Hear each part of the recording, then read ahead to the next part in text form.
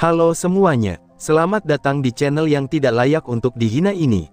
Sebelum kita mulai, atur posisi santainya, seruput kopinya, dan mari kita berkhayal. Keesokan harinya di Sekte Seni Bela Diri. An-Er, apakah kamu yakin akan masuk? Tanya Ying Huan kepada Lin Tian, yang saat ini berada di depan sebuah lubang hitam. Iya Bu, aku tidak akan keluar sampai aku mencapai alam Dewa Langit, jawab Lin Tian dengan serius. Mendengar jawaban itu, Ying Huan menghela nafas dengan berat. Dia tahu kalau cara berpikir anaknya ini sama dengan Lindong, bahkan bisa dibilang jika dia sudah memutuskan, maka tidak akan ada yang bisa mengubahnya. Ayah akan mendukungmu, An-Er, kamu harus ingat. Di dalam sana semuanya adalah ilusi, dan kamu akan menjalani berbagai kehidupan dalam bentuk reinkarnasi. Tetapi kamu jangan sampai lupa siapa dirimu sebenarnya ketika sudah berada di sana, karena jika tidak, kamu akan tetap terus ada selamanya di sana sampai kamu sadar siapa dirimu, jelas Lindong. Lubang hitam yang ada di depan Lin Tian sekarang adalah ciptaan Lindong dulu, dan itu disebut dimensi reinkarnasi. Yang mana dimensi ini, itu hanya bisa dimasuki oleh satu orang saja. Dan setiap orang yang masuk ke dalamnya, itu akan mengalami reinkarnasi terus-menerus untuk mendapat pengalaman. Ketentuan syarat dari reinkarnasi ini adalah, orang yang masuk harus mencari jati diri mereka sendiri, dan tentu saja tujuan mereka dalam setiap bereinkarnasi. Jangan sampai dia terlena, lalu lupa siapa dirinya, dan di mana dia berada, karena hal itu dapat membuat orang tersebut terus-menerus hidup dalam reinkarnasi. Dulu Lindong pernah mencoba untuk menembus ke alam Dewa Langit tingkat menengah, dan itu butuh waktu hingga 10 tahun. Tetapi ketika berada di dalamnya, dia telah beberapa kali bereinkarnasi. Setiap kali dia bereinkarnasi, dia akan menjadi orang yang berbeda, dan juga kehidupan yang berbeda pula. Lalu kadang-kadang, dia juga akan menjadi tumbuhan ataupun binatang, dan itu tergantung di mana dia akan bereinkarnasi nanti. Cara untuk keluar dan menyelesaikan ini sangatlah mudah, mereka hanya perlu sadar siapa diri mereka sendiri, dan kemudian tembuslah batasanmu sendiri, maka reinkarnasi ini akan menghilang. Lalu pada akhirnya, kamu akan kembali ke dalam tubuhmu sendiri. Sedangkan untuk Lin Diao, dia membutuhkan waktu 20 tahun lebih lama dari Lindong. Begitu juga Lin Xiao, dia juga membutuhkan waktu 22 tahun untuk keluar. Dan yang sekarang adalah Lin Tian. Entah berapa lama waktu yang dia butuhkan untuk bisa keluar dari dimensi reinkarnasi itu. Lin Tian hanya tersenyum, karena hal ini yang dia butuhkan untuk bisa mencapai alam Dewa Langit dengan sempurna.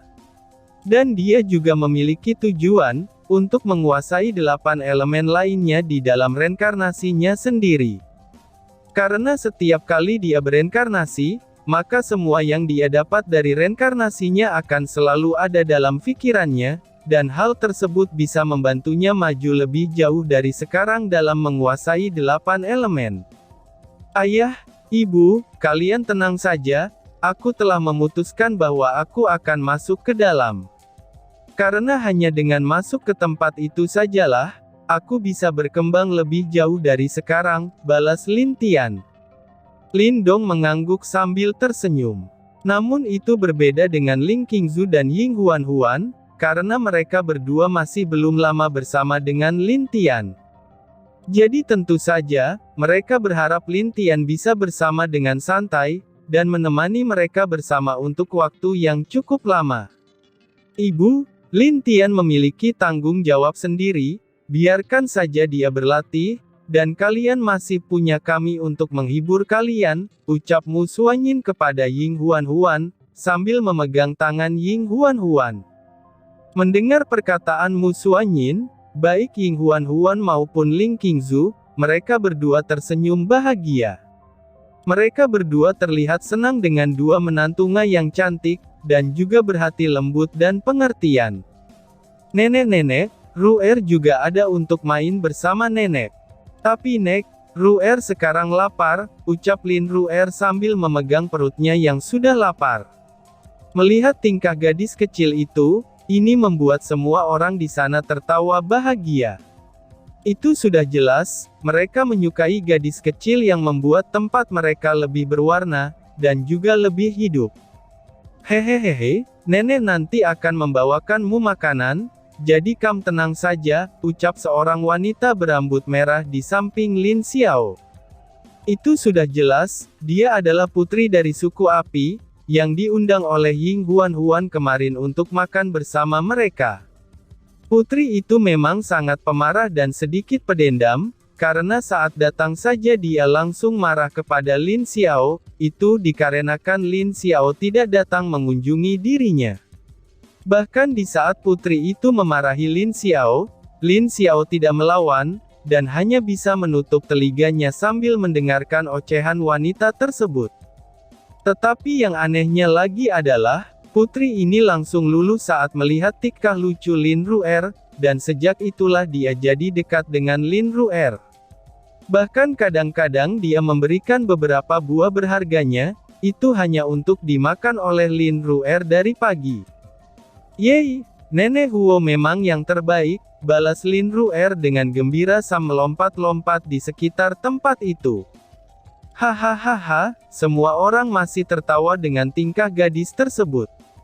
Paman, kenapa aku tidak melihat bayi kecil, di mana kap dia? Tanya Lin Tian. Aku tidak tahu, tapi yang jelas, karena dia sekarang, aku jadi, belum selesai Lin Xiao berbicara, Huo Mei sudah menginjak dan menatap dirinya dengan mata tajam. Lin Xiao langsung terdiam, dan tak berani lagi melanjutkan apa yang izin dia katakan. Dia hanya terdiam sambil menatap Lin Tian dengan tatapan sedih. Bibi, aku ada hadiah untukmu. Karena aku yakin saat kalian menikah, aku pasti belum bisa keluar. Jadi, aku akan menjadi orang pertama yang memberi hadiah, dan sekaligus permohonan maafku karena tidak bisa datang, ucap Lin Tian sambil mengeluarkan sebuah kotak besar. Tidak masalah, kamu harus cepat keluar, agar dua wanitamu juga tidak kesepian, balas Huo Mei sambil tersenyum, dan menerima kotak Lin Tian tersebut. Lin Tian pun mengangguk. Dia tahu kalau dalam setahun lagi, Lin Xiao dan Huo Mei memutuskan untuk menikah, dan dia pasti belum bisa keluar pada waktu itu. Oh iya ayah, katakan pada bayi kecil agar tidak menimbulkan masalah, dan cobalah untuk terus berhati-hati, karena kita belum tahu siapa musuh kita sebenarnya, ucap Lin Tian. Kamu tenang saja, baik ayah, paman-pamanmu, dan bayi kecil juga, kita semua akan berhati-hati. Dan juga soal bayi kecil, kamu harusnya sangat mengerti dia jika dibandingkan dengan kami, balas Lin Dong sambil tersenyum. Tentu saja dia lebih mengerti bayi kecil jika dibandingkan dengan ayahnya, karena dulu dia dijuluki sebagai Kaisar Harimau yang setara dengan Kaisar Langit, dan tentu saja jika soal kecerdasan, bayi kecil yang sekarang tidak akan kalah dengan Kaisar Harimau yang dulu. Tapi perbedaannya adalah, sikap jahil yang dimiliki bayi kecil sekarang jika dibandingkan sikap Kaisar Harimau yang dulu, itu cukup kejam dan berlawanan. Meskipun kejam, tapi itu pun jika dia melawan musuh-musuhnya saja. Baiklah, aku berangkat. Aku berharap kalau pertama kali aku bereinkarnasi, semoga saja aku menjadi manusia biasa, ucap Lin Tian sambil tersenyum. Lin Dong dan yang lain mengangguk dan mengizinkan dia masuk, lalu Lin Tian langsung masuk tanpa ragu lagi di hadapan mata semua orang yang di sana. Di sebuah pedesaan yang sangat kecil, di ujung sebuah kerajaan. Di gubuk yang sangat kecil, lahirlah seorang anak laki-laki yang terlihat sangat menggemaskan. Di mana saat dia terlahir, itu banyak orang-orang yang menyambutnya dengan kegembiraan. Anak itu diberi nama Lin Tian, karena ayah dari anak itu juga berasal dari keluarga kecil Lin di desa tersebut. Di desa itu, semuanya hanyalah manusia biasa yang tidak memiliki kekuatan. Dan setiap tahunnya, mereka akan memberikan persembahan untuk seseorang yang mereka anggap dewa, itu sebagai bentuk ibadah dan permohonan perlindungan dari berbagai bahaya. 8 tahun berlalu, anak itu tumbuh menjadi anak yang baik, dan juga berbakti kepada orang tuanya. Setiap harinya dia membantu ayahnya mengembala domba-dombanya, dan setelah itu dia akan membantu ibunya dalam urusan rumah tangga. Pemuda kecil itu tentu saja adalah Lin Tian yang telah bereinkarnasi, tapi jelas saja kalau ingatannya tentang kehidupan aslinya telah dihilangkan. Dia tidak mengingat hal itu, dan hanya ingat kalau dia adalah anak dari desa kecil itu. Lin Tian, mari makan nak, ibumu membawa makanan kesukaanmu hari ini, ucap ayah Lin Tian tersebut. Iya ayah, aku ke sana, balas Lin Tian. Dia segera mengikat gembalanya, dan kemudian pergi menuju tempat kedua orang tuanya duduk. Di sana sudah ada makanan yang dibawakan oleh ibu Lin Tian, dan terlihat jelas semuanya itu dimasak oleh wanita paruh baya yang cantik itu.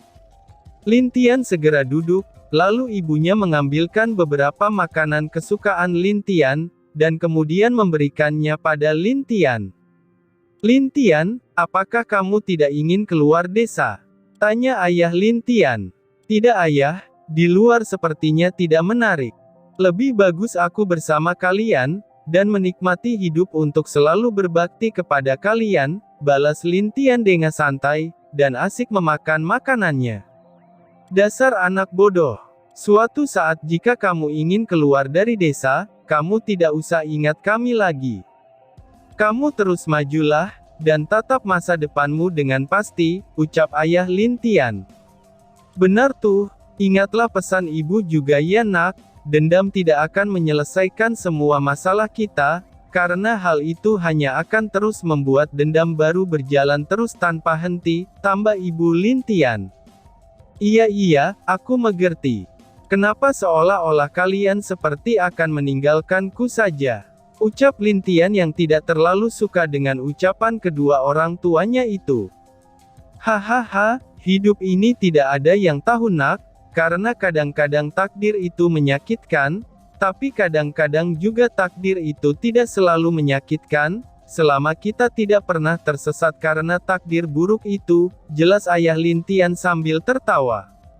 Awalnya Lin Tian tidak peduli dengan perkataan kedua orang tuanya itu, dan dia hanya menganggap semua yang dikatakan ayahnya itu hanyalah sebuah angan-angan belaka. Desanya sangat aman, dan juga tidak ada masalah. Kenapa juga harus takut, kan ada dewa yang juga melindungi mereka di sini. Sebenarnya Lin Tian tidak sadar, kalau hal yang diucapkan oleh kedua orang tuanya itu adalah sebuah perkataan sebelum kematian mereka. Setelah beberapa hari saat Lin Tian dan kedua orang tuanya sedang melakukan aktivitas seperti biasa, mereka yang berada di luar desa melihat kalau desa telah terbakar, dan banyak teriakan menyedihkan terdengar dari arah semua teriakan itu. Ayah Lin Tian yang mengetahui apa yang terjadi, dia segera mengajak anak dan istrinya untuk kabur meninggalkan desa tersebut dengan cepat. Mereka pun berlari, lalu sampai di sebuah jurang yang sangat dalam. Hahaha, masih ada 3 tikus yang selamat, ucap sebuah suara yang terdengar dari langit, dan suaranya tidak terdengar muda maupun tua. Saat Lin Tian melihat ada beberapa orang yang terbang, wajah Lin Tian terlihat kaget. Dia tidak bisa berkata apapun, karena itu adalah pertama kalinya dia melihat orang bisa terbang di langit. Dewa, kenapa Anda menghancurkan desa kami?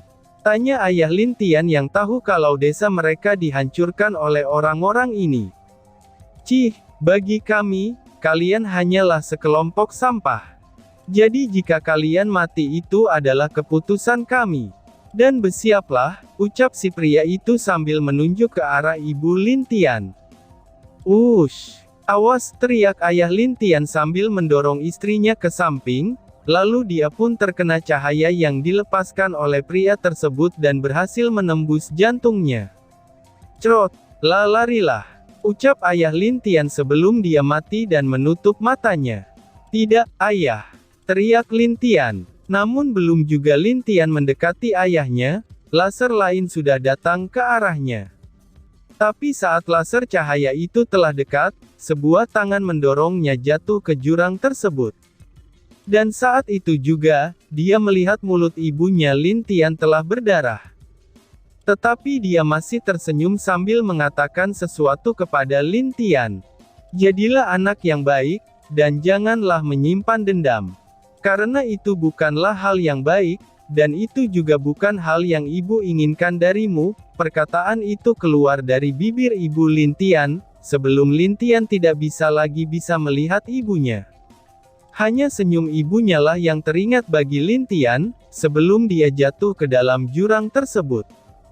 Gubrak. Bagaimana? Apakah kita harus turun? Tanya salah satu dari mereka yang membunuh orang tua Lin Tian. Tidak usah, aku yakin dia sudah mati. Karena tidak mungkin ada yang selamat jika jatuh dari tebing ini, jawab pria yang memimpin. Jadi setelah menyelesaikan mayat orang tua Lin Tian, mereka pun langsung pergi meninggalkan tempat itu tanpa peduli lagi dengan Lin Tian. Lin Tian jatuh ke dalam sungai dengan keadaan pingsan, namun dia berhasil hidup, karena tepat di bawah jurang itu adalah sebuah sungai yang mengalir. Lalu dia pun dibawa oleh arus sungai itu dalam keadaan tidak sadarkan diri, dan dia terlihat terluka. Setelah hampir setengah hari Lin Tian terbawa arus sungai itu, seseorang pria yang terlihat tua melihat sosok Lin Tian yang tersangkut di sebuah batu besar. Pria tua itu yang sedang memancing pun menolong Lin Tian, dan tanpa banyak berbicara lagi, dia segera membawanya ke dalam rumah yang berada tak jauh dari sungai tersebut. Dia meletakkan Lin Tian di kasurnya, dan mulai membuat obat-obatan untuk menyembuhkan luka-lukanya. Tanpa ada sepatah kata pun dari pria tua itu, dia segera merawat Lin Tian selama 3 hari penuh. Ayah, ibu, ucap Lin Tian dalam ketidaksadarannya, karena Lin Tian telah kehilangan orang tuanya sendiri. Anak yang malang, kehilangan orang tuanya karena dibunuh Teohut di depan matanya sendiri, betapa menyedihkannya hidup anak ini. Ucap pria tua yang sudah 3 hari tidak berbicara. Sudah jelas dia tahu kalau luka Lin Tian telah sembuh. Dan kenapa dia belum bangun itu sudah jelas karena trauma yang dia alami sebelumnya. Karena itulah dia belum bangun sampai sekarang. Di siang harinya di dalam gubuk yang cukup bagus itu, Lin Tian mulai berkeringat karena mimpi yang dia lihat, atau mungkin karena kenyataan yang dia alami sendiri. Ayah, ibu, ucap Lin Tian. Dan tiba-tiba saja bersambung. Sekian dan terima kasih banyak.